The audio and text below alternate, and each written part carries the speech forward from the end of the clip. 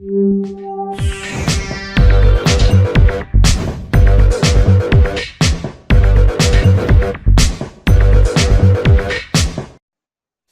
everybody. Welcome back to Tarot Insider. I'm Dax Carlisle, and of course with me, my fabulous co-host, Susanne Warnett.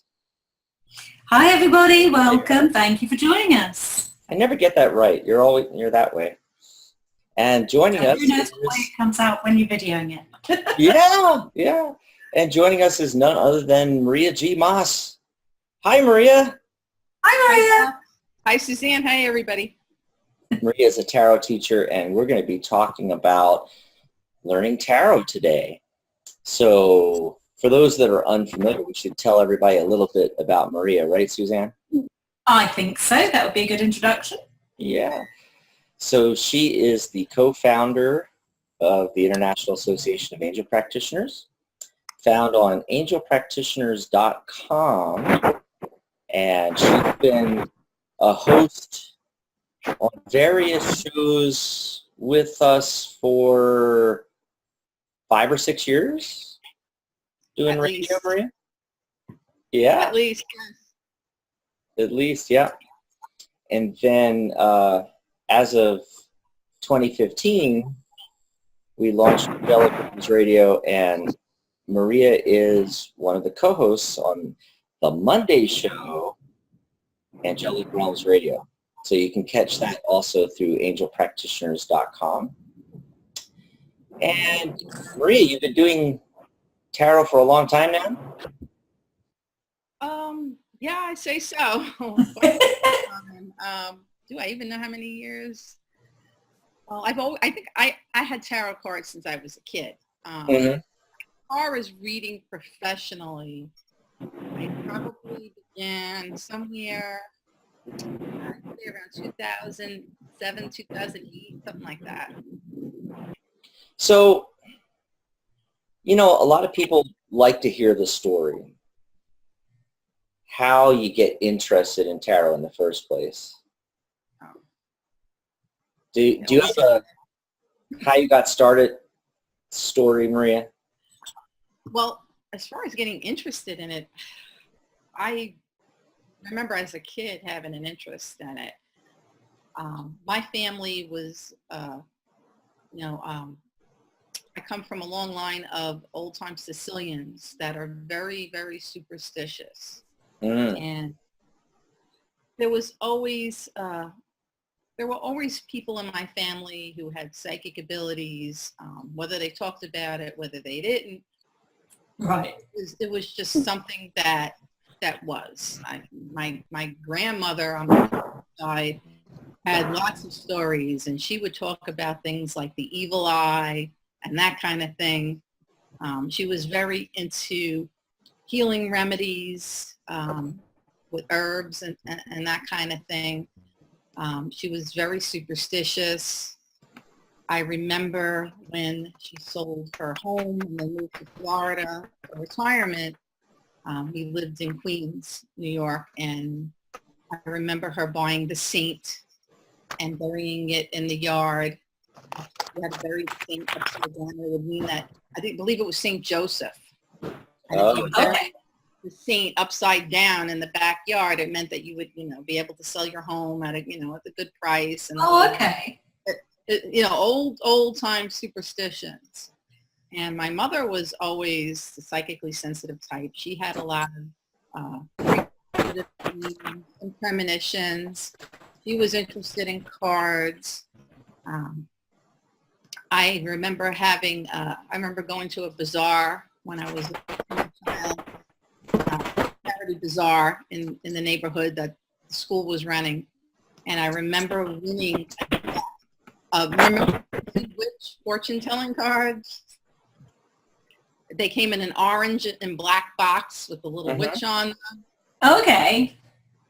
It's an old, very old classic deck. And if you go out and Google Gypsy Witch fortune-telling cards, you'll see it. And I remember winning a deck of cards. It was more of one of those Lenormand style decks. And I remember winning this deck at the bazaar. But, I was just a kid, young kid. I probably was maybe 6, 7 years old. Oh, really? Yeah. And so I remember having that deck, and I don't really remember doing a lot with it though, but I remember having tarot cards around. My mother had them. So I was always exposed to that kind of thing, and there was always an interest in the paranormal, in communicating with the other side, and getting signs and things like that. That was always something throughout my life. But it wasn't until around 2008 that I started working professionally reading cards. Mm-hmm. I studied formally because, me being a teacher, being the academic type, being into education, loving to read a lot, it's like I don't want to just do something on my own. Yes, now do I read intuitively? Yes, definitely. But I wanted to learn the formal, traditional way. So I took classes, I read books, self-study, formal study. I did all of that. One of the most interesting and exciting experiences that I had learning tarot professionally over the years was attending the Omega Tarot Conference in Rhinebeck, New York at Omega Institute. And there I got to be in a weekend-long workshop with Mary Kay Greer, Rachel Pollack, Lon Milo Day, and Ruth Ann and Walt Amberstone. There were other Juliet Sharman Burke. There were other authors there too, and it was a great experience. So that was a whole weekend there, just immersed in tarot. So that was really great. And I started working with a friend of mine when we first started reading tarot professionally. I partnered up with a friend of mine, and we were going and doing a lot of local events at restaurants and bars and fairs and that kind of thing. So that's how I got started. And then she wasn't interested in working with that anymore, and I continued on myself, and I would do a lot of events. I worked with an event planner, a local singles event planner, and I did a lot of events with her. I had restaurants that I used to work at doing readings, even up until a few summers ago. But now I've been really focusing more on teaching rather than doing so many readings. I'll do readings now for people over the phone or via Skype or whatever, FaceTime, whatever we have, whatever resources we have, Zoom. I don't really go out locally like I was anymore. It would have to be, right. I did an event last October, but it has to be a really big event for me to really get out and do it. It's like now I'm more interested in teaching what I know. I love teaching. That's why I went into the teaching profession. That's why I'm a public school teacher. That's what I like to do. I like to teach. Do I like doing readings? Yes, I like doing readings. I enjoy doing them on the radio for callers as they call in. I'll love to do some today on the show here. I don't mind the occasional party, a private party, if somebody has a party at their house. But as far as just going and sitting in restaurants now and that kind of thing and attending fairs, I don't do so much of that anymore. Yeah, so that was actually my next question, though, about the teaching. So when you go way back, and even all the way up to when you started reading professionally, did you even have an inkling that you were going to be teaching? Or was that not even? No, I really didn't. I just wanted to, when I was taking classes and learning formally the real traditional, methods of reading tarot, I did it just as wanting the knowledge for myself, for my own self, my own interests. I wasn't even thinking about reading professionally. I just wanted to know that I just wanted to learn everything there was to learn about reading tarot and reading it the traditional way, not just, intuitively or psychically. I wanted to learn the traditional methods, and I did it out of an interest and a love for tarot. The more I read about it, the more intrigued I became. Yeah. There is a definite system to it. It works. It's amazing. Whether you're psychic, whether you're not, the cards will work for you. And I think that that's what really, really intrigues me the most. It's amazing how if you learn the traditional methods, they call it the mundane type of reading methods, they'll work for you. They'll still work for you. You don't have to be psychic or even use your intuition. You can just stick to those book methods and you'll get a good reading. It will work. So I think that fascinated me, and I continued to want to learn more about it. And I just really did it for myself. And it just, sometimes things, you get led down a certain path because there's a bigger plan for your life. And the opportunities present themselves, and then it's up to you whether you're going to take that opportunity and go forward. And I just happened to come upon somebody that was like myself, that was studying tarot and wanted someone to partner up with. And it just, one thing led to another, and here I am. It was never I didn't set out with that intention to read professionally nor teach it. So what was the springboard that led you into that, if that was never your intention? Because you do it so well. Well, being a professional teacher helps. Yeah, exactly. But what was the springboard moment where you suddenly thought, do you know what, this is actually something that I can do professionally instead of as a hobby, as a tool of self-development and all that kind of thing? What led me to that was that I, as a public school teacher, my position was cut back and I lost a large percentage of my income, and I needed now to do something else to supplement my income. So then I thought to myself, well, what else can I do? And I said, well, I could go out. What do I like to do? Also, I like to read tarot. Well, I can certainly go out and make some money reading tarot cards. And that's what the springboard was to that, because before that, I had no intention on working professionally as a tarot reader nor teaching it. And then once I got out there and I was, after doing readings and then finding so many people that want to learn too, then I thought to myself, well, why not teach it also? Because I'm a teacher, I can teach. Why not teach tarot? And that's how it all fell into place. That makes sense. And I think a lot of professional tarot readers that I've spoken to over the years, they're kind of like you and me. It's not something that we ever intended to set out doing. It's just circumstances occur and suddenly you think, well, yeah, how can I actually put food on the table right now? And it's, I think for a lot of people, those gifts, they just come to the fore when you need them, don't they? Yes, definitely. And, I believe that it's all part of the bigger plan too, that I was going to need something to supplement along the way.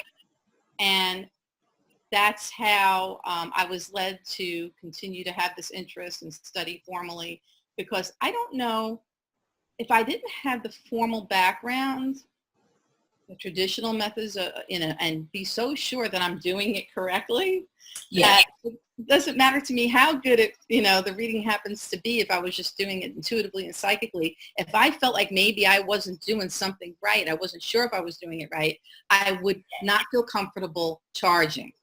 But having that knowledge behind me, knowing that, okay, I'm not just giving you any old answer. I am taking what comes to me intuitively and psychically, but I'm also combining that with what I know to be the correct and traditional way to read tarot. So with that behind me and having taken the classes and invested my time and money into it, now I feel that, okay, I am qualified now to be paid to do a reading professionally. If I hadn't done that, I don't know that I would be able to do that. And that is a really good point. Yeah. Right. Teaching supplements your income if you're a professional reader as well. Teaching, and there's many other things you can do to supplement your income, related products, write books. Maria's also a published author. Got to mention that. The Angel Practitioner Handbook. Right. But there's an old saying, there's an old joke. What's the difference between a tarot reader and a pizza? A pizza can feed a family of 4. Yeah. Sometimes that's how it is, Not that there aren't folks that make a really good living as a reader, but most of them that are really successful, they read professionally. They do one-on-one readings. They do psychic fairs. They do parties and group readings. And they also write books, teach tarot classes, and things like that to supplement their income. Right. You have to do more than one thing, and you have to be willing to get out there and promote yourself. You have to do the work for the promotion. If you really need the income, you can't be so picky and choosy about the events that you're going to take or not take. You take whatever opportunities come your way, and you let people know. You network. That's the big thing with anything, with any kind of work that you're doing. If you need work and you're looking for work, and I'm a business education teacher, that's what I teach in public school. And when we teach students about, job hunting and resumes and all of that kind of thing, one of the things that we teach them about is networking. And it's so important to network. You have to let anybody and everybody that you know that you're looking for work, know the type of work you're looking for, know what you can do, and spread the word. Because many times when a good opportunity for employment comes your way, it's going to be through word of mouth, through somebody that has an opening maybe in their company where they're working, and they say, hey, don't you do such and such? Are you still looking for, blah, blah, blah? There's an opening here. Go, tell them so-and-so sent you. That's how many, many people find work. A matter of fact, that's part of how I came upon working in the school district where I'm working now, was through a colleague of mine and saying, hey, Maria, they're looking for, computer skills and business education teacher, blah, blah, blah. Check it out. And that brings up something interesting too, Susanne. And I'm sure you've noticed this too. Like, often people are afraid to say they're a tarot reader. So it comes up in casual conversation. You're out at the club, or you're out at a friend's party, or whatever. What do you do for a living? And a lot of people are hesitant to blurt out, well, I'm a tarot reader. And of course, there are better ways of doing it anyway, because telling people what you do from the modality standpoint sometimes throws people off. Like, I'm a Reiki master, I'm a tarot reader, I'm an EFT practitioner. They're going to be, what?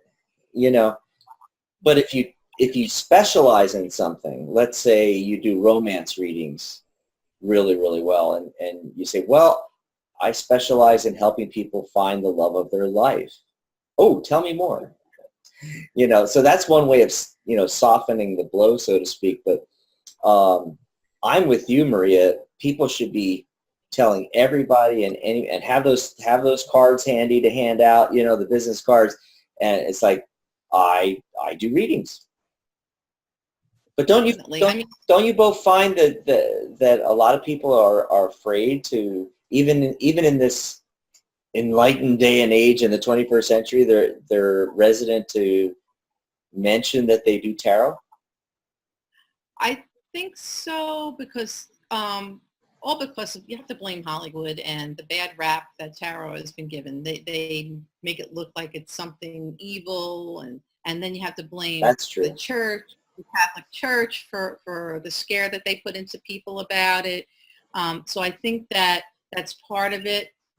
I think in general, more people would probably not want to tell someone they're psychic rather than tell somebody. I think they would find it easier to say I read tarot than to say I'm psychic. Yes, I would agree actually, because I know when I was doing my degree at university, people were like, oh, what are you reading? Oh, I'm doing psychology. And you can see people's faces freeze up, and they're like, are you psychoanalyzing me right now? I was like, yes, I am. Be afraid. And you sometimes get that. It's like, if sort of people find out you have gifts of any sort, they're like, what do you know about me? What can you tell about me? And it's the same thing when you mention you're a tarot reader. People are like, oh, do you tell fortunes? And it's very sort of limited. I mean, my father-in-law, God love him, he summed it up completely when my husband was chatting to his dad, and he's like, oh, and what's, we'd not long moved to America, and he's like, is Susanne working? And Mum's like, oh yeah, she's gone professional as a tarot reader.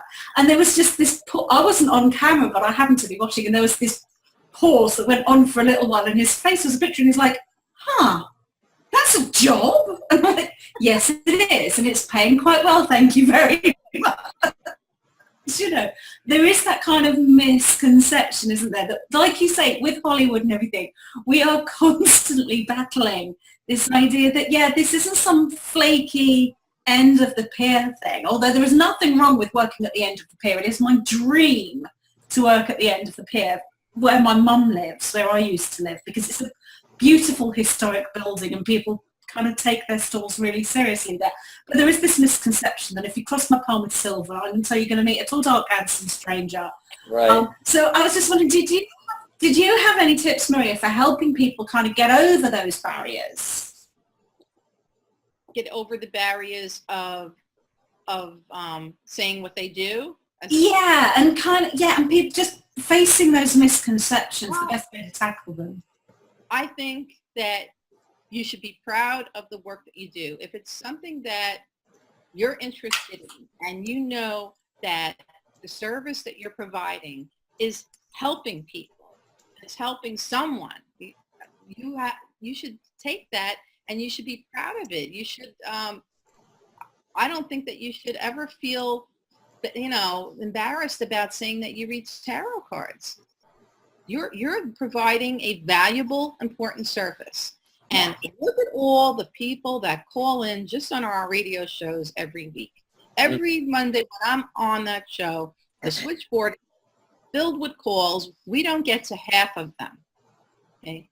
People will call in and they'll wait on hold half an hour, 45 minutes. Sometimes the whole show goes by and some people, their calls don't get answered because we're doing free readings. We take them in the order that they're received. We do have some people that are VIPs and they pay a small fee so that if they call, they jump the line and then they can get through. So if people are doing that, then it's important. You're providing an important service. People wouldn't be looking for it. Look at all of these groups that are on Facebook that people are saying, oh, will you pull some cards for me? Can I get a reading? Look at how many people are looking for this. If it's not valuable, they wouldn't be looking for it. Yeah. And I think that you should be proud that you have the skill and the knowledge and the talent to be able to help someone in that way. Just look at it this way. You're taking a load off someone's mind. Most of the times when people come for a tarot reading, the majority of times, from what I've found at all the different events that I've worked, from doing the radio show, whether I'm at a restaurant, whether I'm at a psychic fair, whether I'm at a party that someone's hosting in their home, people have questions. People are going through things that you would have no idea. I mean, on the surface, everything, they look happy-go-lucky. And then when you sit down with them and you start turning those cards and the stuff starts coming up that hits home with them, and next thing you know, they are opening up and they're validating to you, yes, and they're asking you more questions and you see the things that they're dealing with. People need someone to talk to. And if they were to go and have to pay a professional therapist, which some people really need to do that. Some people are dealing with serious stuff. And as a professional reader, if you see that someone needs more help, you want to, tell them, you should continue, go on, see a qualified therapist and talk this out. But a lot of times they're going through something they don't want to talk to friends and family about. And the little bit of insight and motivation that comes through the angels, through the cards, is enough to get them going and make their day, make them feel better. They can go on, they have something to work with. And when they get up and they walk away from your table, they're feeling better than when they sat down. And that's really, really important. And I don't think you should ever feel embarrassed that you are providing a service like that. And if people don't understand it, I remember a number of years back, my brother and I were at Borders Bookstore, and we were buying a tarot deck for my niece. And we're standing there in line. I had some books in my hands, and I had, the tarot deck that we were going to buy for her. And this woman that was online ahead of us turns and looks at me, and she says, "Why would you want to bring that evil into your home?" Well, at first, my feeling is like, what nerve? Yes. Yeah. You're standing there, what is it to her? It's not her business. Who is she to Plus it's cardboard, lady. That's all the feelings that go on. But Bringing then, evil into your home. Huh? Bringing evil in your home. It's cardboard, lady. My God. Why would you? Are you scared of your poker deck too? I mean. So I'm thinking of this. My first inclination is like, oh, what nerve. But then I quickly, all in one thought, said to myself, this is a teaching moment, teachable moment. Let's set this person straight. Let's make her think about it in a different way. And by, I'm not going to come back at her and with negativity, because that's just going to validate for her that I'm, a kind of person that, is bringing evil into my home, and I'm a nasty person. So I don't want her to think that. I want to set her straight about it. So I said to myself, I took a breath before I answered her, and I said, "Excuse me?" I said, "What do you mean?" I played dumb for a moment, and she says, "Those cards, they're evil, don't you?" I says, "You mean these?" I says, "It's paper." I says, "It's a deck of cards.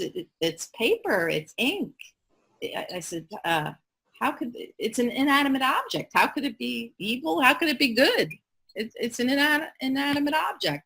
She says, "Oh," she says, "I've heard of people bringing those home and then awful things happen."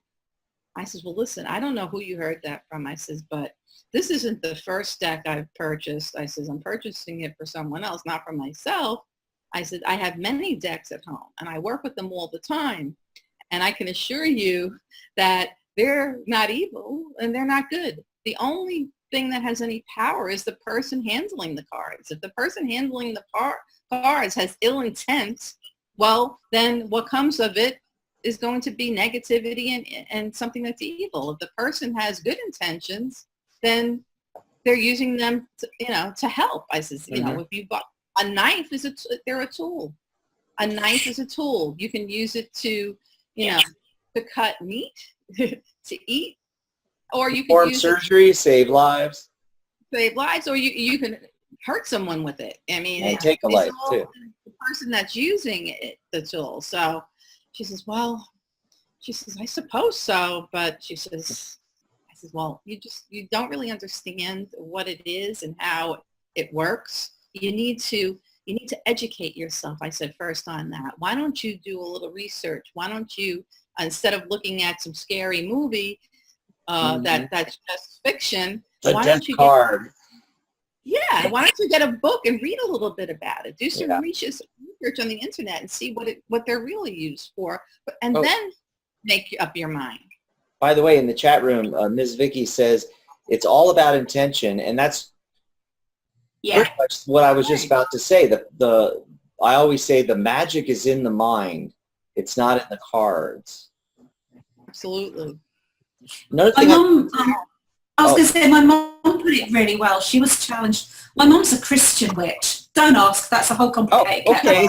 We're going to have to do a whole show on that, Suzanne. Yeah, exactly. So she was at her, obviously she's back in the UK. She was at her local church coffee morning, and she was chatting to one of her friends there, and one of the gentlemen that attends just suddenly interrupted the conversation and declared that I hope she realised that I was going to hell, that I was evil and all that kind of thing. And my mum, total respect to her, she just turned to him and she's like, she said, "So you think that my daughter, who has helped thousands of people over the years, is more evil than you are, who is spreading fear and hate and negativity. She said, how many people's lives have you helped turn around? And I'm like, way to go, Mum. Yeah, way to go, Mom. As she pointed out to him, she said, she said, okay, let's take this idea that the tarot is a tool of the devil. In that case, why did, and obviously my mum's a Christian pagan, I'm not, but she said, why did God give her the gift for tarot and give her the ability to use it to help people if she's so damned? And of course he didn't have an answer for that. He just mumbled something about the tarot being evil and therefore I was going to burn in hell. He's like, yeah, whatever, honey. But it is that kind of negativity that in some quarters we are still fighting against. But as everybody's saying in the chat room, they are fundamentally, they're just a tool. Like you were saying, Maria, just like your knife, just like an artist's paintbrush, it helps people get in touch with themselves. And sometimes that person is you, of course, isn't it? So it's kind of interesting in a way when you do come across that negativity. I do try to handle it the way that you do, Maria, as well. It's like, okay, let's talk about this rather than just my initial reaction, which despite all my British conservatism is still to shout at people and go, how very dare you, in my English way. It's an opportunity to educate and talk to people. And I have offered people to sit in on readings so they can see how it works. Oh, that's a great idea. Not Hollywood's version. Actually sit in and see how it works. Even if they don't want a reading, I know I have people that I can say, can I do a dummy reading on you? Because somebody here is terrified and they just want to see how it works. And people will always say, yeah, of course you can, And then even if they never come for a reading, it at least opens up the conversation then and allows them to ask their questions. And I think education is so important in that way. So already we have some great takeaways here, Maria. Take criticism and use it as a teaching moment. And don't be afraid to tell everybody and anybody that'll listen and shout from the rafters what you do, because you help people. And if you can soften the blow by initially rewording somehow, I help people find the love of their life. I help people declutter their lives. I help people, whatever your specialty is within tarot, and then when they want to know how you do it, you tell them, well, I am a tarot reader. I don't even like using the term tarot reader, though. I think it's more limiting. I think when you say reader, that assumes the only thing you're ever doing is putting the cards down and reading them. So what I was thinking is something more like a tarot counselor or tarot advisor. Tarot coach is a good one. I like that one. I think nowadays people are looking for, more than just fortune telling. If you're reading the cards, it implies fortune telling. And I think people are looking for life coaches nowadays. They want you to be their therapist, an inexpensive version of a psychologist, which brings up another topic. And in fact, you were talking about it a little bit earlier. And so I'm jotting notes feverishly, things to swing back to here, Maria. You brought up about that. You said that rather than paying $150, $200, $250 an hour to go see a therapist, nowadays people are seeking out tarot readers and psychics, or tarot counselors, tarot coaches. I like tarot advisor myself. That's the one I use most of the time. What do you do? I'm a tarot advisor. But that brings up another topic. In fact, we're about to do that in the Tarot by the Numbers class, talk about pricing. Pricing your services as a professional, Maria. Often a difficult topic for people, and I find that, most tarot professionals are not charging what they're worth. Definitely not. What's your thoughts on that? Absolutely agree. most people are not charging what they're worth. But you have to look at it from different perspectives. Okay? You have to look at it as somebody, okay, well, their amount of years of experience may reflect what they charge as a fee. Mm-hmm. They may want to be competitive, so they charge less of a fee. But you should definitely not undersell yourself to a point where it's so cheap that it makes someone question, why is it so cheap? Right. You know, what's wrong with it? What's wrong with it? There's a psychological component there. There is. And my husband used to do mobile catering. And he was offering a special one day on pizzas.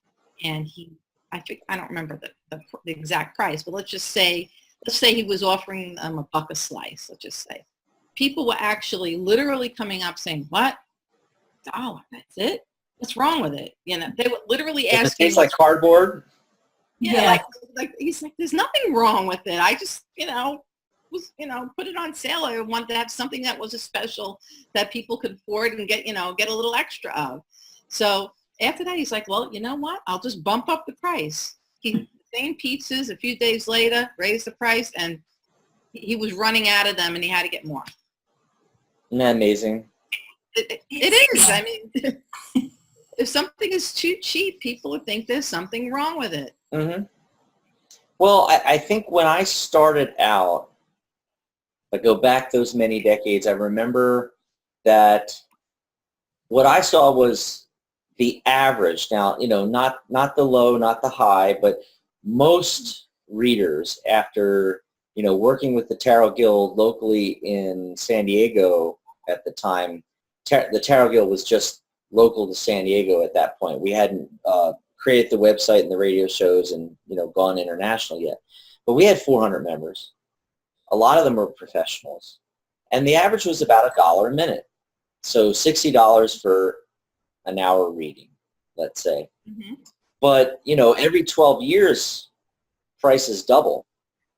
And, or you might want to go by the, what's the index increase? It's like 4% a year or something like that.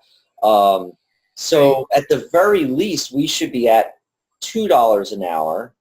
So that'd be $120. You mean $2 a minute? For now. $2 a minute, which would be $120 for 60 minutes or an hour. Also, I think you should look at, I always tell folks that are becoming professionals, look at the going rates, not just for tarot readers, but professionals in general in your area. Now, of course, things are going to be different in a small town in Iowa versus New York City or Los Angeles. So you have to check out your area. Of course, if you're online, it doesn't really matter. If you're doing things online, it's worldwide, so you could get a larger base to get a median from. But locally, you can check it out and get, 2 or 3 dentists, 2 or 3 therapists, 2 or 3 plumbers, add it all up, divide by, 20, 25 examples, you're going to get an average of what professionals in your area charge. And it might be $125 an hour. Some people don't charge per hour. They charge per session. Oh, hypnotherapists, Reiki masters, massage therapists. That's really good too. So throw them all into the mix and do an average. And you're going to find out, well, $125, $150 an hour is what an average professional is charging, in many areas, in most areas, I think, actually. But, there are some areas that are more depressed and other ones are more affluent, so it just depends. Now, knowing that information, though, write that down on a piece of paper. It's always good to write. So you take your pen, write that down, and how many clients you want to see in a week by 50 weeks, maybe take a 2-week vacation, how much that is a year. What kind of feeling does that give you in the pit of your stomach? And I think a lot of people get butterflies. It's like, wow, that it sounds like too much money. But really, is it? Because if you think about it, isn't what you're doing at least as valuable as what any other professional is doing? They're coming in and fixing your garbage disposal, or you go see the dentist, or you go to a massage therapist, or a regular therapist, psychologist. You're really helping to change people's lives and turn their lives around. One example I always give is, let's say you're somebody that specializes in finance, and so you're doing a reading with a business person, and you're looking at certain things for them, and they're looking at adding to their business or new projects or whatever. 6 months later, you find out that the information that you were able to give them and the guidance you were able to give them with tarot, now they're making an additional $100,000 a year that they weren't making before they sat down with you. Isn't that worth, I mean, if you think of it from a business aspect, in order to increase to 100,000, I'm going to have to do X amount of marketing. Most businesses set aside 10% for marketing. So if you think about it, $100,000, that's $10,000 to bring in that $100,000. So your reading is actually worth $10,000 to that client, to that particular client. I'm not saying that's true of everybody. But, if you help somebody find the love of their life, priceless. What about if they're already in a relationship and they're having difficulty and you're able to help them work it out? Priceless. So you have to think of it that way. I know a lot of people, especially when you got the people out there nickel and diming it, $10 for a reading, $15 for a reading, $20, $30. It's hard to put out, $125 for a reading. But if you look on websites online, you'll find out that a lot of people are doing it. One way they get around it is the dollar versus $2 a minute I was talking about earlier. Okay, so $2 a minute, that's $120 an hour. But if you write it out as $1.99 a minute, then it doesn't sound as much. So maybe you don't write $125 for the reading. Maybe you write on your website or your business card, you'd say your investment is just $1.99 a minute. Still $120 an hour. Mm-hmm. So there's ways to work it, but I think people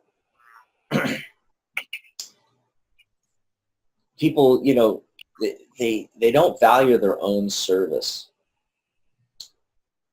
Speaking of value, who was it? Oh, the chat room has scrolled by. It was Ms. Vicky was talking. Is it Mrs. Vicky or Ms. Vicky? Mm-hmm. Mrs. Vicky. She mentioned about adding value to her readings. Pop in the chat room ways that you add value to your readings. Because my course is Tarot by the Numbers, I'm teaching numerology alongside with tarot, so when you're done, you're not only reading tarot, but you're also a numerologist.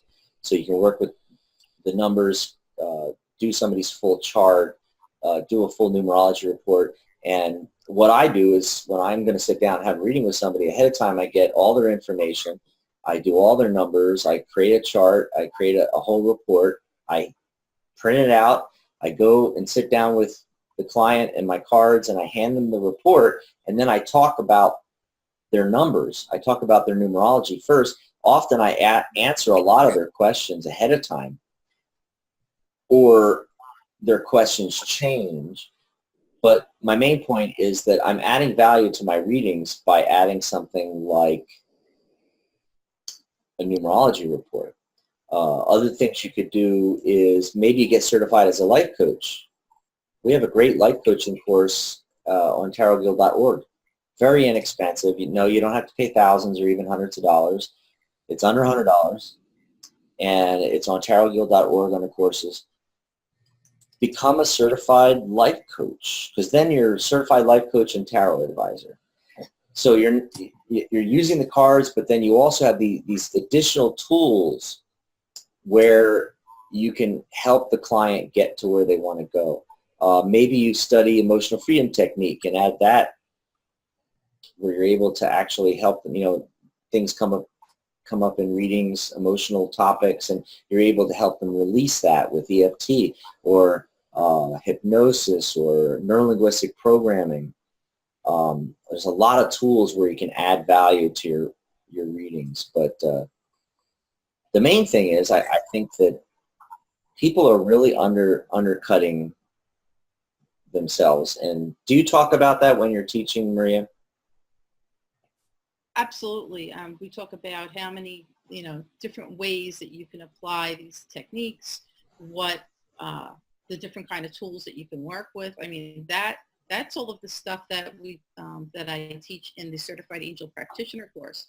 Everything that is a foundation to doing this kind of work, not just tarot reading, but any kind of modality that you work with, whether you want to work with crystals, whether you work just doing psychic and intuitive readings, whether you're another type of a practitioner and you want to incorporate working with angels or with cards, tarot cards, angel cards, oracle cards, and incorporate that with what you do.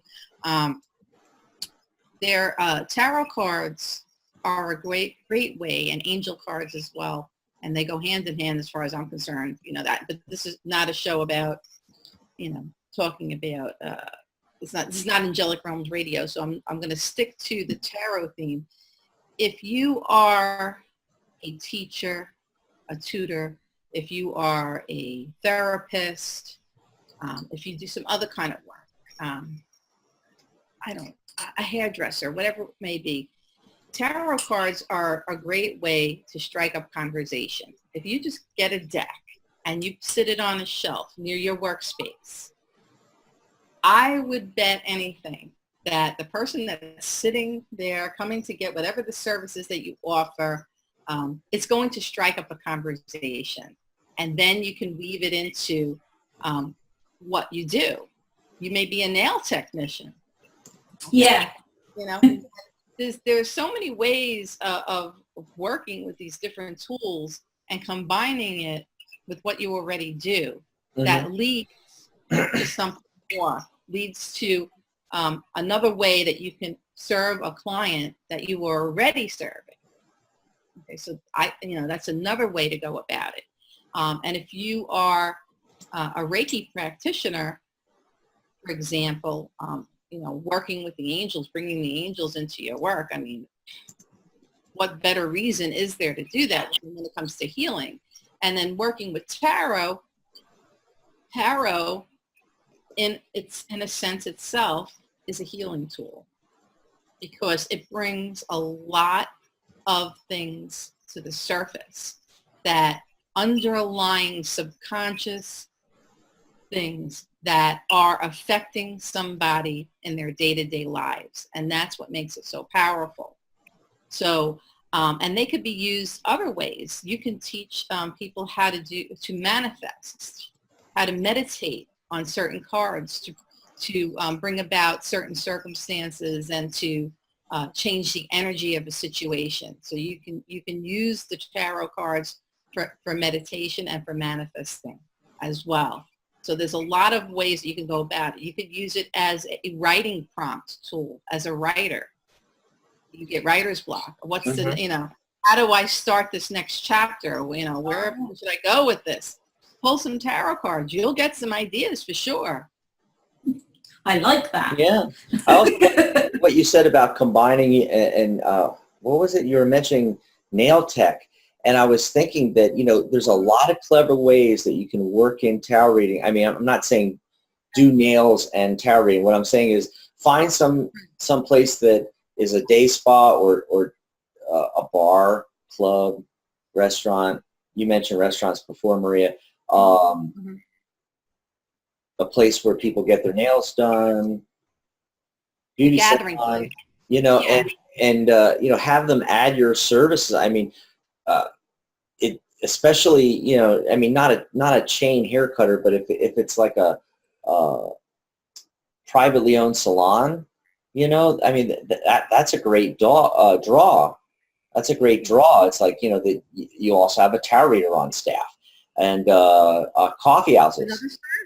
Another service that can be offered. Mm-hmm. Another place for a reader to offer their services, and another service that a business owner, like a salon owner, can offer their clients. So you always want to see, you know, there's ways to fit it in no matter what you do, whether you're the reader or not the reader. Right. Any kind Absolutely. of boutique or bookstore. Right.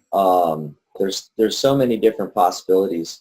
It's interesting because I originally wanted to talk to you about learning tarot, but we've gone really into, you know, professional reading and how to build up your practice, which I think is really valuable. I know a lot of our listeners are professionals or want to become professionals.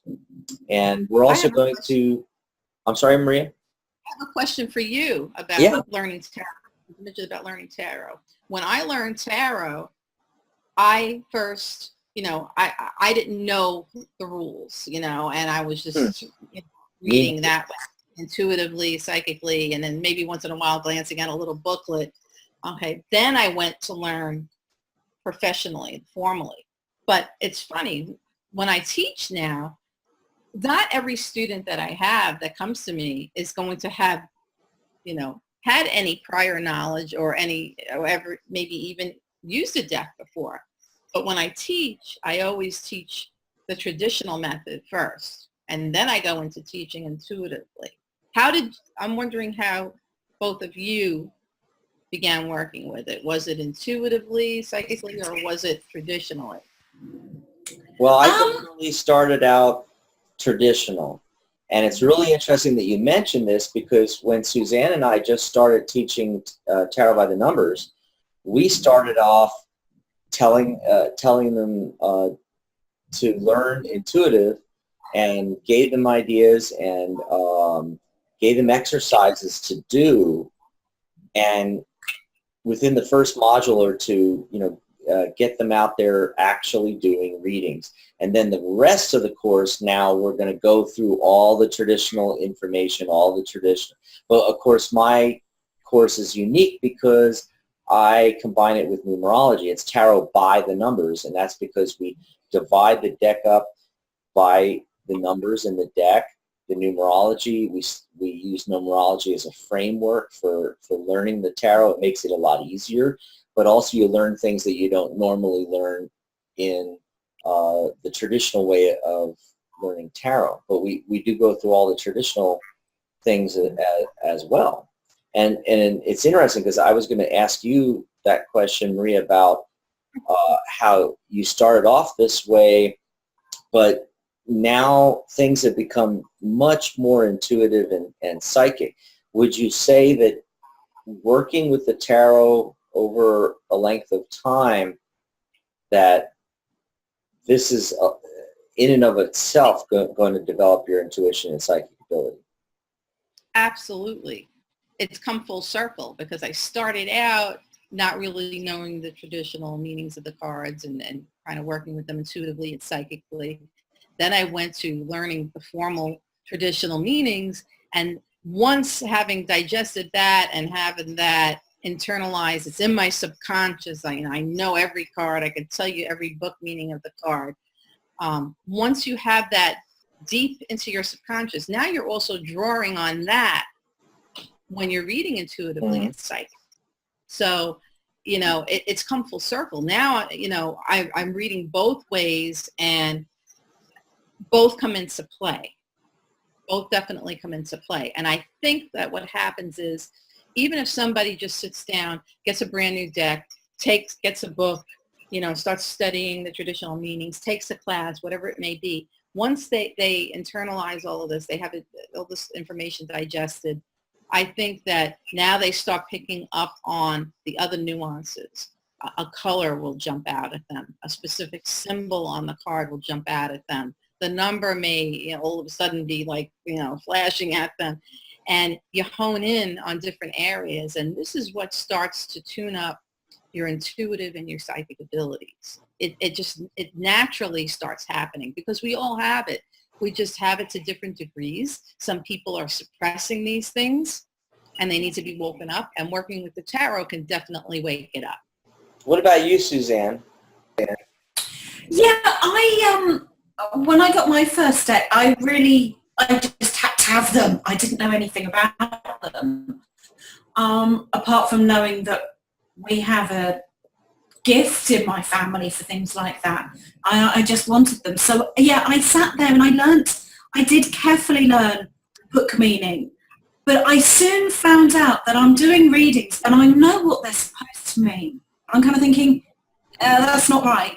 That doesn't mean that. It means this. And so yeah, it kind of morphed then into, because I'm not very good at learning things parrot fashion.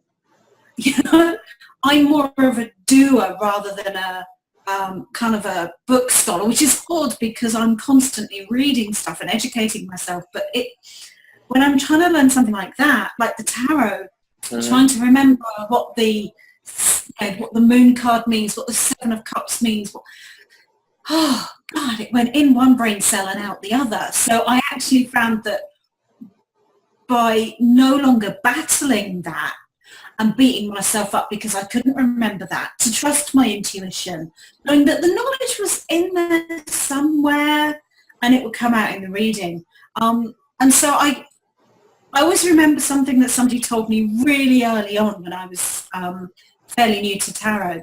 They said, anybody can learn the tarot. That's the great thing about it, because you get your little white book and it tells you what all the cards mean, and it's really handy. Anybody can learn the tarot. But what turns a good tarot reader into a phenomenal one is not suppressing your intuition, knowing when to turn from the book meaning and trusting your intuition when you're doing readings and that kind of thing. And I always bore that in mind, because when I've had students come to me and then there are some cards I just really struggle with, I always say it's absolutely fine. There are some cards that every tarot reader struggles with at some point, and then one day you'll just be looking at it and it will click for you. But you might find a different card that you've always really connected with no longer talks to you in the same way. And I think that's the interesting thing about the tarot. If you're, say, a surgeon, the more you do it, the better you get. But the basic skills sort of stay the same. Once you know where the aorta is, you're never going to forget where the aorta is. But with tarot, as with so many of these different modalities, the more you do it, the more you learn that actually there's stuff you don't know. And every day is kind of a school day for you. So when I'm never too strict about how people learn tarot when they're learning it. I always say, look at the card meanings by all means. Look at what the author and the deck creator wants you to mean.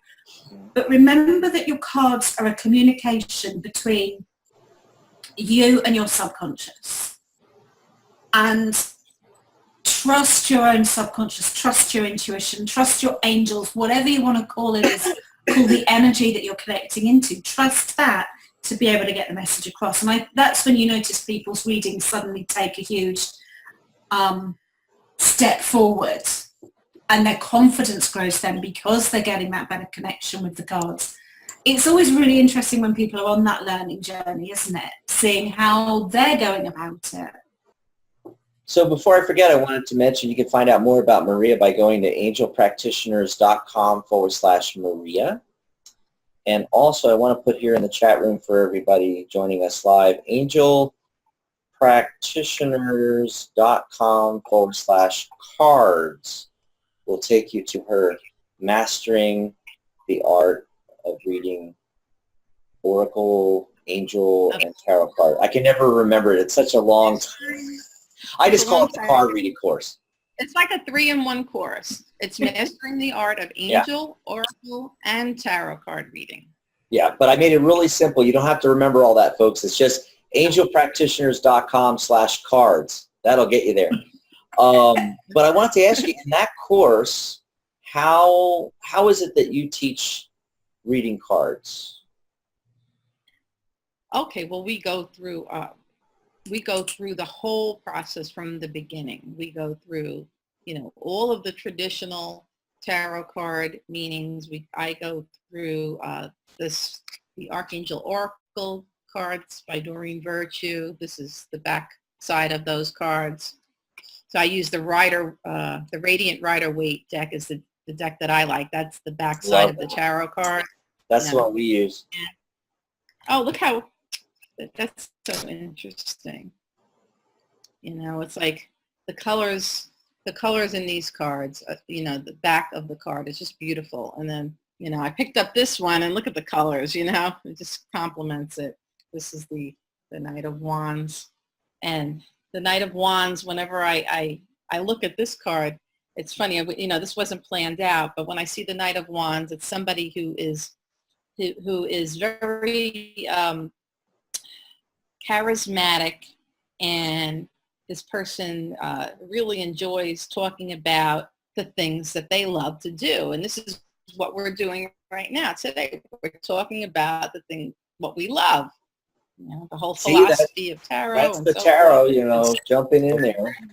Yep. It's like right here. We're talking about all, this. We're enjoying that conversation. That whole Sagittarius energy, and I couldn't help but notice that. And then this card was the card that I had picked up, and it was the card of patience from the Archangels. The Archangel Oracle. Oh, and I like how she's watering her garden. So that's what you're doing in tarot. You're developing your psychic ability. You're also developing a subconscious language. Right. That takes a language in your subconscious, I should say. Patience to learn. Mm-hmm. It's not something that you learn overnight. Yeah, there's many books out there, and some will say, oh, learn tarot, in a couple of hours. Yeah, you can get the gist of it, but it takes years and years of practice and really getting to know these cards well enough where, if I say to you, the Queen of Pentacles, you can immediately envision that card in your mind's eye. It right. Like that. If I say to you the Ten of Wands, you immediately see that man, carrying that bundle and pushing forth with it. You know them that well. That is not going to happen overnight. That takes years and years and years of practice and looking at these cards and working with the cards.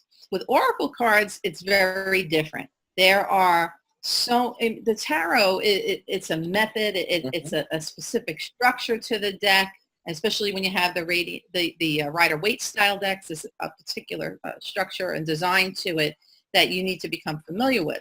With Oracle cards, like the Archangel Oracle cards, they're all different. There's so many different Oracle cards and angel decks out there, and unless it's a deck that's one of your favorite decks that you use a lot, you might have dozens of decks at your disposal, and then use the ones that you feel drawn to, and put a few out on your table. I feel drawn to working with these today. You don't have all of those images memorized and internalized like you do your tarot deck. So it's a different type of reading. So we learn both of these styles. We learn the tarot, the whole thing, the mundane meanings, the book meanings, and then we also go into the Oracle cards. I get in depth with the Archangel Oracle deck because it's a great deck to learn how to work with angels in particular. So that's why I combine that, and I feel that what the angel cards give is, the tarot will bring up a lot of information, but there's something about having an angel to go home and work with on whatever came up in the conversation, whatever the tarot brought to the surface. Something about that. There's another whole energy going on. So we do that, and then I also have some random other Oracle decks that are not angel decks. And because once you get the idea of how these cards are constructed and how they work, then you can pretty much pick up any Oracle deck that you feel drawn to and work with them. So we put together all these three things, and then we do meditations. We actually meditate on particular major arcana cards. We go into the card. We have conversations with the archetype that's in the card. We do a lot of different exercises. We get into spreads. all kind, from the beginning, the middle, the end, all the way through. It's a very thorough, complete course. I have a mini book that I put together, a mini ebook that you get with the course. I have handy reference charts that you can look at a glance for certain meanings, like the astrological correspondences and the court cards and that work with that kind of thing. So I have a whole Archangel reference chart. So I have all of those materials that you will get also included with the course. And the course is about 10 hours of audio. And then we have the live interaction in the Facebook group where you can practice with other people. And now that's really important, a private Facebook group. Yeah. Oh, the other thing I wanted to mention before I forget is that all the courses at the International Association of Angel Practitioners, you're going to find them on angelpractitioners.com. All of those courses are $297 each. But right now during summer, you can get Maria's card reading course for $100 off. So it's only $197 instead of $297. It's angelpractitioners.com/cards. But I did want to mention, because you did bring angels up, that if you want a strong foundation in that, if you want to explore working with angels, there's Maria's first course, the Certified Angel Practitioner course. And that can be found at angelpractitioners.com/CAP course. We always shorten Certified Angel Practitioner to CAP. So it's angelpractitioners.com/CAP course. That course as well is on sale, $100 off, only $197 instead of the normal $297. And you'll find all the courses at angelpractitioners.com. You can just click on courses and read them all. There's a bunch, including my angelic numerology and tarot. If you want to go into tarot and numerology from an angelic point of view, sacred geometry, where do the numbers come from, what's the angel connection with the tarot and everything like that, I go into all of that. Now, some people are traditional and they don't want to have anything to do with the angel aspect. So that's why we have Tarot by the Numbers on tarotguild.org. That's for you die-hard exclusive tarot people out there. We have Tarot by the Numbers, which we're doing live. Susanne and I are doing live 1 or 2 classes a week. It's great.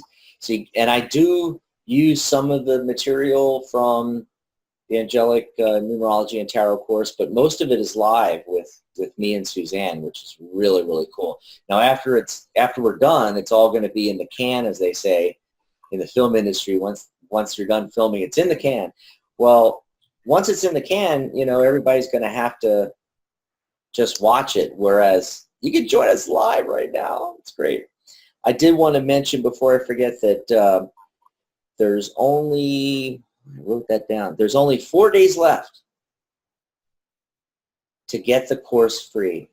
Right now, we're giving the course away free with an annual membership to the Tarot Guild. So that's a $297 course, and you join the guild. It's $6.50 a month. $6.50 a month. It's billed annually, so it's $78. The number of cards in the tarot deck, just $78. You get a $297 course and all the other benefits of being a member of the guild, which includes exclusive interviews with your favorite tarot authors and deck creators and tarot teachers, workshops, and private Facebook group, and all the interactive, just like we're doing right here on Zoom. We do teleconferences, and we do them for the students, and we also do them for the professionals, and it's only $78 a year. So go over to tarotguild.org and check that out, because I have a countdown timer going. There's only 4 days left, folks, so jump on that. But we highly recommend Maria's course. In fact, in our course, at the end, we tell everybody to get Janice's book. Get Janice's book on mediumship. Get Suzanne's book, Working with Tarot. Get Maria's book on Angel Practitioner, the Angel Practitioner Handbook. and take Maria's card reading course. It's we included that in our continuing education part of the course. But you can get it right now for $100 off. angelpractitioners.com/cards. I did want to mention real quick that I was looking in the chat room and some other great comments from folks in the chat room. Carol mentioned bridal showers, house parties, donating your services at fundraisers, and you have your business cards and pamphlets there, and you get the word out about your business. So really great stuff. All of that. It really, that's great advice. The fundraisers, especially if they're events, any kind of charitable organization, especially ones that are events for animals. There's just something about people that are spiritually minded people. Many of them are animal lovers as well. Yes. Yes. If you go to those events, you're going to, find these kind of people. And very often events like that they will have tarot card readers and those kind of things at events, charitable organizations run for animals, animal shelters and those kind of things. So I've done a lot of those. Yeah. Yeah, I know, like for instance, here in Tucson, there's Tihan has a couple of events, and it's the organization for HIV education and helping people that have HIV, and they'll do these fundraisers and they ask for donations all the time. Well, if you're a hypnotherapist or some kind of therapist, donate a couple of sessions. That's really valuable, $150 a session. Well, same thing with tarot readers too. Any kind of practitioner, donate, and your name and business, gets up there. And some of the events are more geared fair-like, so you go there and do 5-10 minute readings and things like that. We had a multi-million-dollar event going on way back when we first started the guild. It was like 2005, 2006, and down at the harbor there in San Diego, there was this huge event going on. They contacted us and wanted several readers to come down. They paid this event, paid them $150 an hour to go down and sit there and just do readings for free for everybody at this event. And they hired, I think, 6 or 7 of the members of the guild. There's a lot of great That's cool then, yeah. Yeah. So I asked if anybody in the chat room wanted to come on live and had a question or wanted a mini reading, and Ms. Vicky wanted to come on, but now she jumped off. I guess she had to go. Sorry to hear that, but anybody else that's left in the chat room, if you real quickly in the chat, pop in if you want to come on live, let us know. Roseanne, is that a yes? Did you want it to come on live? You can ask Maria a question, anything about the tarot, anything about learning tarot, and you can also pop on for a mini reading. So I'm going to turn on Roseanne's mic there. Are you there, Roseanne? See, I don't think I hear her. Are you there, Roseanne? Yeah. Can you hear me? Okay, now I can. Yeah, we couldn't hear you before. Yeah, I don't know. Maybe I was muted myself. So I'm loving this. This is fantastic. I'm so very excited to possibly join because that sounds like a great idea. Oh, great. We'd love to have you. Yeah. Did you want a mini Thank reading you. or I've been a looking question or at both? Sure. Sure, I'll take cards. All the above? Can you hear me? Yeah. Yeah. I didn't quite catch it. Okay. What were you saying when you said sure? Did you have a comment or? Yeah, reading would be fine. A reading? Okay. Yeah. So do you have a specific question, something you'd like some insight or guidance about, or you just Yeah. let spirit let Yeah. you know what's most important for you to know? Which would you prefer? Yeah, let's focus on my reading tarot for cashola. Oh, that's Okay. a great one. So you want a little insight from our spirit guides, from our angels, to let you know what specifically do you want to know about? Should you charge, not to charge? What's the question? Or how much, or how it's going to go. Yes. What are you asking, really? Mhm. Definitely charging to make a really good living. Because I know sometimes, like y'all were just talking about, making a good living is sometimes tricky. So I want to have that clearer for me and charging a good living. Well, Good, the cards are telling me that 150. Oh, can you hear me, Roseanne? Yeah. Okay, so the cards are telling me that you should join the Tarot Guild. I'm just going to say that. Just kidding.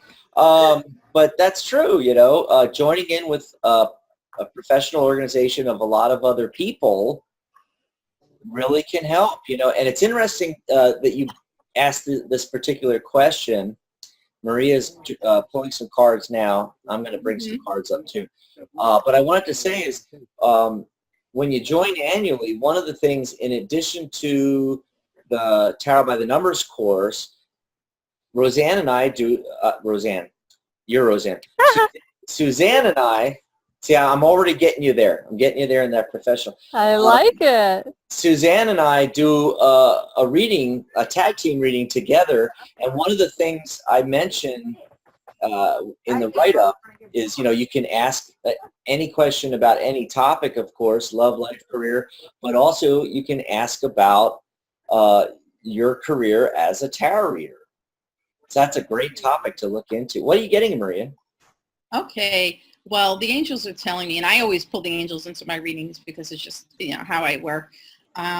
They are telling me that she is very passionate about what she does. And Archangel Haniel wants to work with you, Roseanne, towards this passion that you have.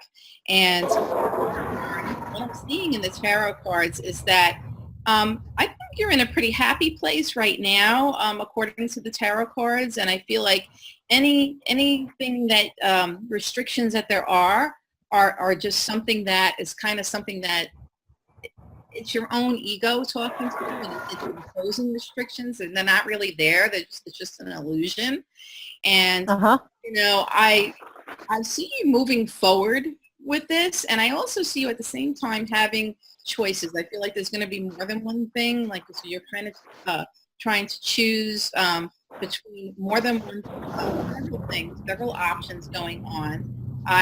The angels are telling me pay attention to your dreams. I feel like they're trying to give you hints and direction towards dreams, towards what you're doing through your dreams at night when you're sleeping.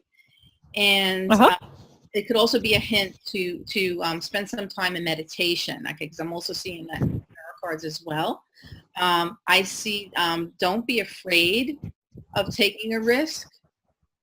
Okay, they're telling me that the safety net will be there for you because you have the card of the Fool. Okay, and that's oh yay, that's be take the jump, take the leap of faith.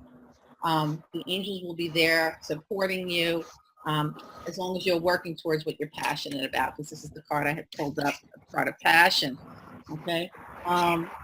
You are very psychic. I don't know how aware I am. you are. Okay, yes, because I also the Queen of Cups. That's the Scorpio energy. Queen of Cups. Well, I am a Scorpio. Oh, there you go. Okay. Scorpios by nature are very, very, they're that water sign. Okay. And so they're I have 5 planets in Scorpio. Oh, wow. So you are psychic thing. Okay. Yeah, I'm very psychic. So just own it, and don't be afraid. Yeah. Don't be afraid of choices either. Don't let choices hold you down and hem and haw about which one to take. and then take too long to make the decision and lose an opportunity, go with the thing. If there's a few different ways to go with the one you feel the most passionate about. And that would be right. Mhm. That's what I got. Yeah, and I often wonder, will the money be there? So did you see that?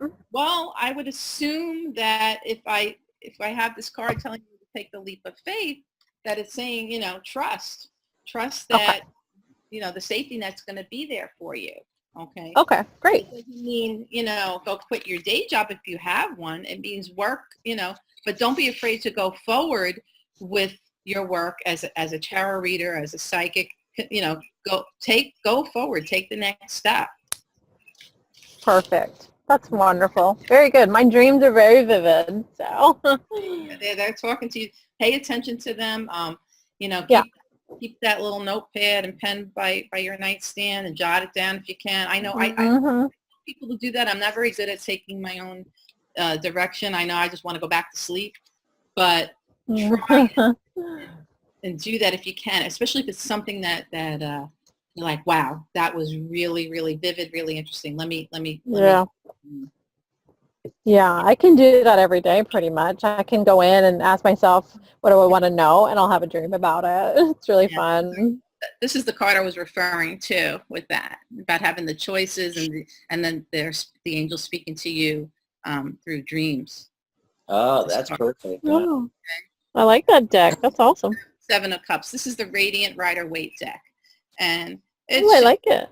the same images, but they're just more colorful and vibrant in the I like it a lot better, yeah. My favorite one. I got a lot of cup cards when I pulled cards here for Roseanne, and the central card's 3 of Cups. I really think that you're going to have a lot of success in social situations doing it professionally. That's my feeling. Susanne, you pulled some cards, or maybe you can pull one or two more. She was specifically asking about the financial side of things. Do you have anything about that? Yeah, I do. I kind of feel like the energy is really pushing you to take that leap, like Maria was saying, to actually embrace the fear. I got the deck. I'm using a different deck. I'm using the Deviant Moon deck, which is one of my favorites. I like that deck. Yeah, the 6 of Swords, the image on that, if I just hold it up so you can hopefully see, the bit of this card that really leapt out for me was the fact that they are fleeing the flames. They're kind of fleeing their past. And I feel that where you've been so far, you've been holding yourself back, which we so often do as human beings. Yes, kind of I have. Yeah, sometimes it's a case of you have to burn your bridges so that you can't go back, and you have to say, do you know what? To heck with it. Let's do it. And that's kind of the energy that I've been picking up. I've kind of been desperately trying not to bounce in my seat because I'm on camera, but it's kind of, come on, let's do this. You've got so much. It's so true. Away. Yes. So yeah, try not to let the fear dominate.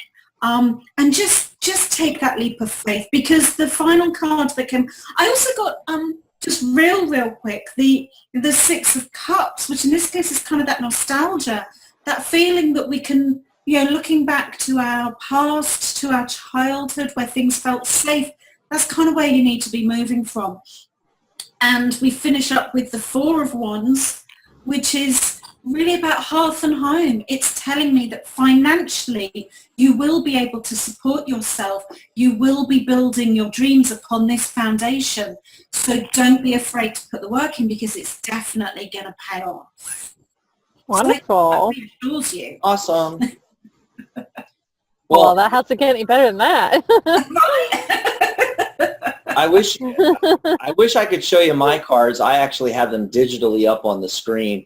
But it's a 5-card spread, such a nice flow. It starts off with the 5 of Wands and then goes to the Ace of Wands. So I feel like there was a little bit of chaos, and then aces are talking about focus. So if you can focus in, okay, and go for it. Like, I'm doing this, this is it, I'm doing this. And then I get, the Three of Cups that I mentioned earlier, those social situations, those kind of events that involve socialization, anything like that is going to be really a great focus for you. And then it ends up in the future, the Ten of Cups and the Nine of Cups. Can't get better than that. Yeah. Yeah. So you mean like do like festivals and things like that for readings? Yeah, I'm thinking a little more social though. There's a lot of things, we mentioned earlier, bridal showers, Yeah. and Okay. house parties. Something where you mix and mingle and get to know people better. Mm-hmm. Yeah. And also, I was going to say also, I'm sort of seeing you literally shouting from the rooftops, this is what I do. So don't, like taking us full circle right back to what we were saying at the start of the show, don't be afraid to say, this is what I am, this is what I do, this is how I can help, because it's those social networks that often lead to getting that snowball maneuver started, and suddenly things just grow exponentially. Yeah. If you're near water, sometimes there's harbor cruises and things like that. You could be the resident tarot reader on the harbor cruise. I mean, there's so many. How cool would that be? I know. Or if there's no harbor cruise, start one. Find someone with a boat, start harbor cruise, and you're the resident tarot person. I mean, there are just, let your mind really go, and play with it. Yeah. Another aspect of the Three of Cups is, your own social circles. So what do they do? What events have they coming up? Oh yeah, well, I work for such and such corporation. We do this huge party every year, and that's coming up in just 2 weeks. Just by what we said in the beginning, which is what Susanne just reiterated, telling people and asking, it's like, what cool events go on in the city, and with places that people and things just happen. Yeah, and become. Did Carol say speaking? Carol? Yeah, she put in the chat, I think. I'm not sure if it's for me. Oh, Carol, yeah. Yeah, yes. Did you say speaking for me? Educate? Yeah, she's getting speaker and educating others. Really? Spiritual teacher. She's getting spiritual teacher. So that's Definitely another avenue you might want to look into. We were talking about that earlier on, that's another stream of income in addition to doing readings, is teaching tarot. I could see that for me. Yeah. You have the voice for it too, I can tell. All I right, would sit good, in a class and listen to you for an hour, yeah. 2 hours. There you go. Awesome. Well, hopefully that helped you out. Thanks for joining us. Yes, of course. That was wonderful. Yeah. Thanks, Roseanne. And you'll have to let us know how you get on, Roseanne. Yes. I hope you join the guild, and at the very least, if you're not already a member, go to our, and this is for everybody listening, go to our public group, which is just shy of 5,000 people now, Tarot Guild on Facebook. And you can just type in your browser tarotguild.org/Facebook, or if you're on our website, tarotguild.org, just click the Facebook icon and it'll take you to the group. Join the group. Join in the conversation. It's great because you can ask so many questions, people that have been doing this for a long time. And join the guild. It's tarotguild.org/join. That's tarotguild.org/join.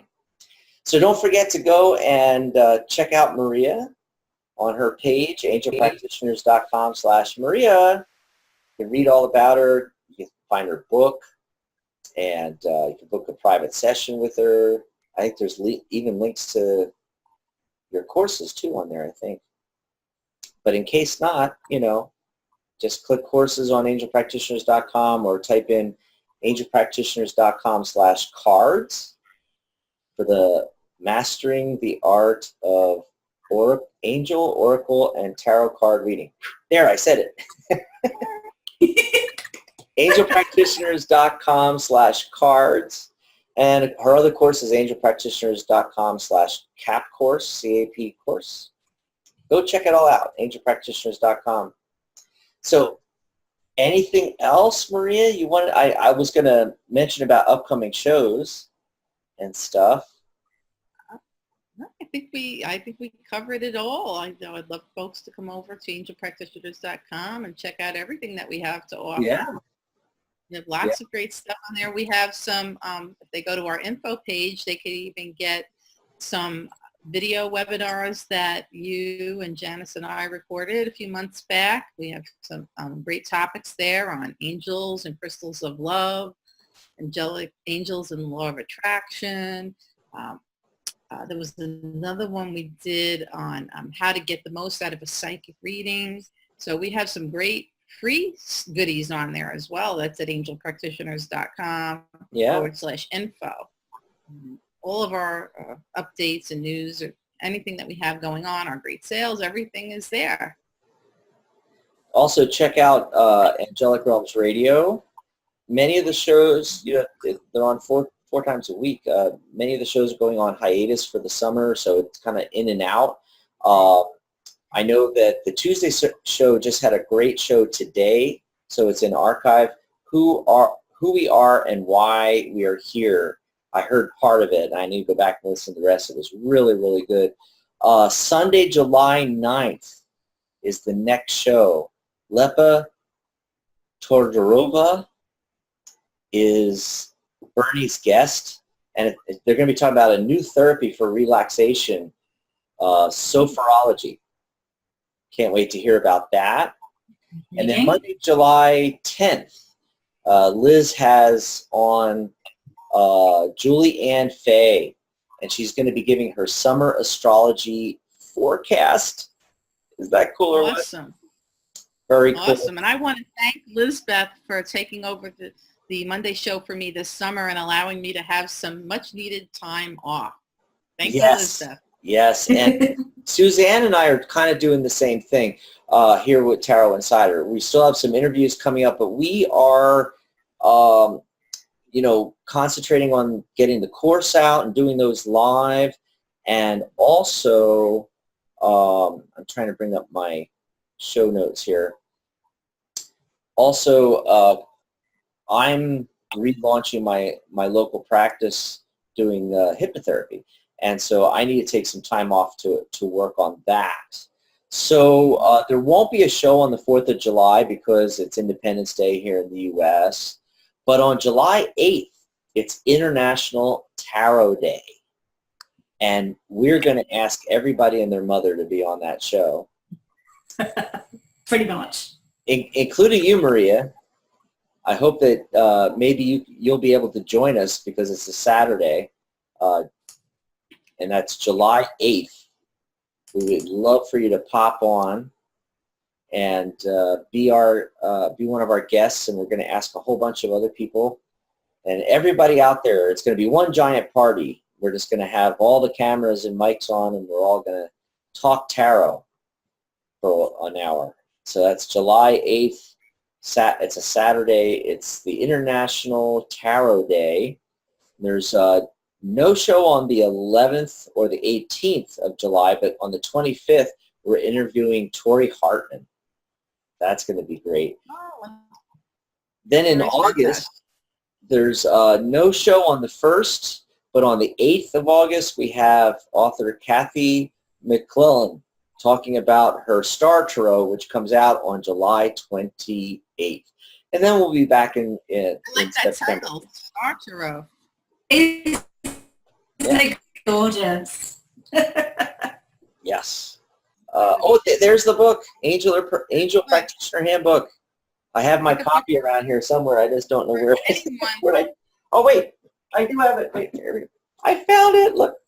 Max has his autographed copy. I have my autographed copy, Angel Practitioner Handbook, and it's a great value. Just like Suzanne's book, Working with Tarot, it's Kindle download. It's like a couple bucks. It's, you know. Yep. Yeah, Kindle is, love Kindle, and Oh, the yes.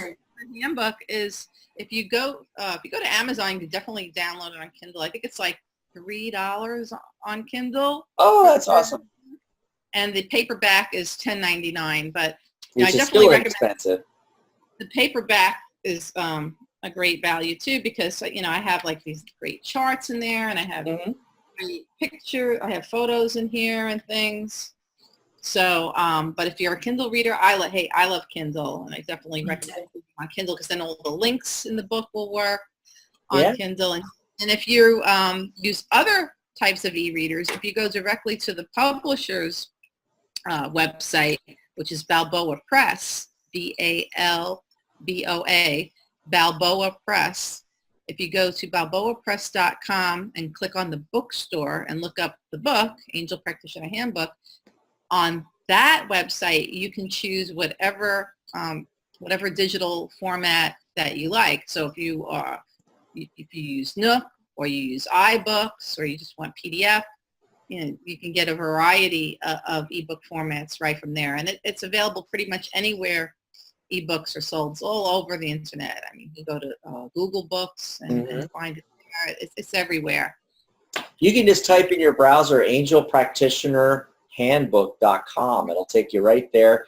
Also on angelpractitioners.com, there you'll find it on any page on the right-hand side, along with Suzanne's Working with Tarot right underneath it. So go to angelpractitioners.com, go to like the blog or something like that, any page except the home page. And in the right-hand column, scroll down and you'll see Maria's book and Suzanne's book. I didn't catch that. Maria, you think you might be able to join us for International Tarot Day on July 8th, or are you away? And that was, what day of the week is that again? It's a Saturday. It's a Saturday. I think I'll be around. I'm Awesome. to join you. That would be fun. Yeah, let's plan it and promote it.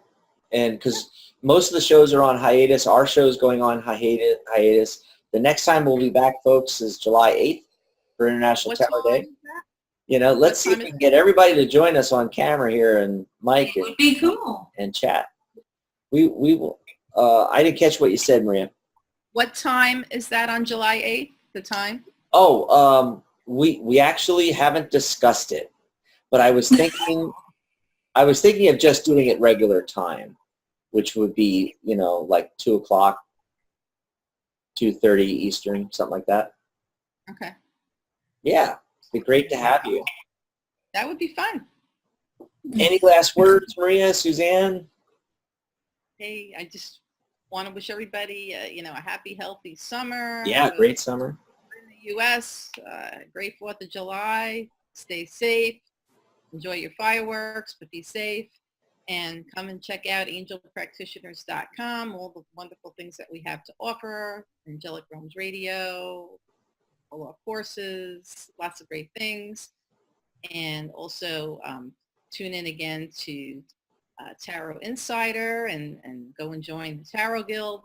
Lots of great things. If it wasn't for the Tarot Guild, I wouldn't even be here today, because that's how I met Dax originally. It was years ago through the Tarot Guild, and look at how it's grown. We branched out into Angel Practitioners. Now back here at the Tarot Guild, it's just wonderful. Lots of great things. Yeah, I forgot to bring that up. I usually do in interviews with you about meeting you through the Tarot Guild. And one last thing, I want to thank everybody that joined us live, because there was a lot of great comments in the chat. And so when you join us on Tarot Insider in the future, you can also call in as well as joining us on the Zoom app.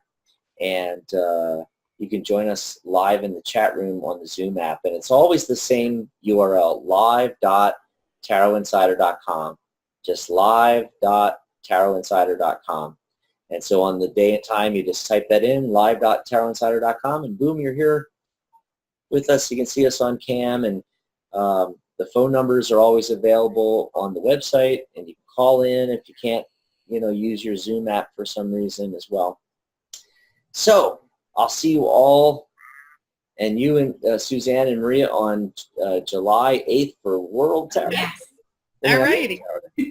Thank you for joining us, Maria. It's been an absolute pleasure. Thank Great you for having me. show. I had a lot of fun. Bye, everybody. Bye-bye. Goodbye.